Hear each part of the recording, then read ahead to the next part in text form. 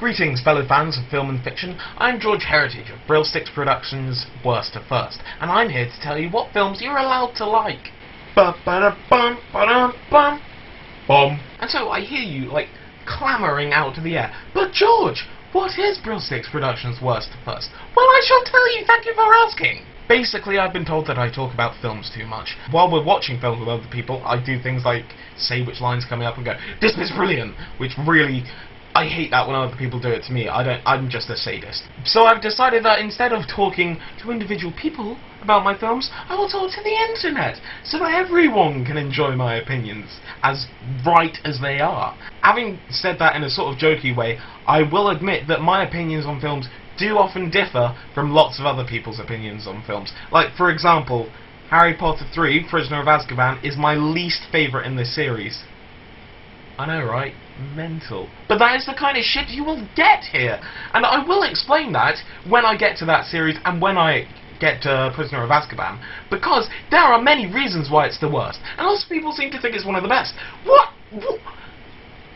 There's a time and a place. We will get there. So, as a human being, one of my pet peeves are spoilers. Spoilers can absolutely ruin a film. If you know the ending to something like Sixth Sense or Fight Club, it may not make it a terrible film, but it can reduce your viewing pleasure by so much. I knew the ending of both of those films.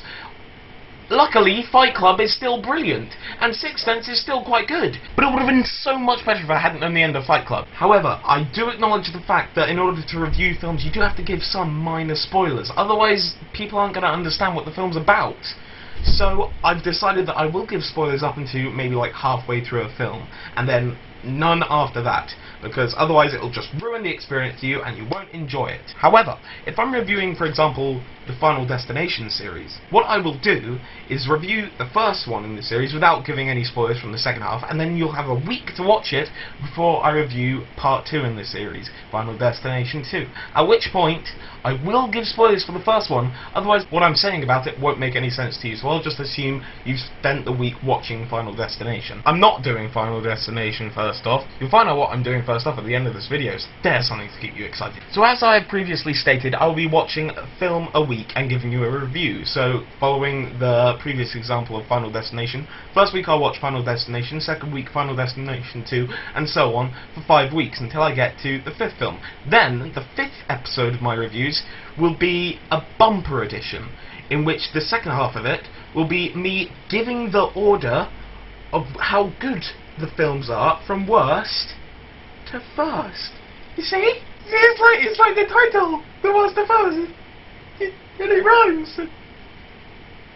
Obviously, in this example, the order would be 4, 3, 2, 5, 1. So there you go. That's the general idea of what I'll be doing. I'll be telling you what films in a series are worth watching, which aren't worth watching, and whether the series is worth watching as a whole. That's what Brillsticks Productions' Worst to First is all about, helping you, the viewer, know what films are worth watching, knowing what films you'll enjoy, so you don't end up spending money on something like Twilight New Moon, thinking that it might be half decent. Also, it's kind of nice for my ego for people to be listening to me. So there you go, there's your announcement. So get excited, get ready for next week, when the first episode, Brillsticks Productions' Worst to First, is going to come out! Woo! And I will be reviewing Harry Potter and the Philosopher's Stone. So get ready, because this shit is going to knock your tits off.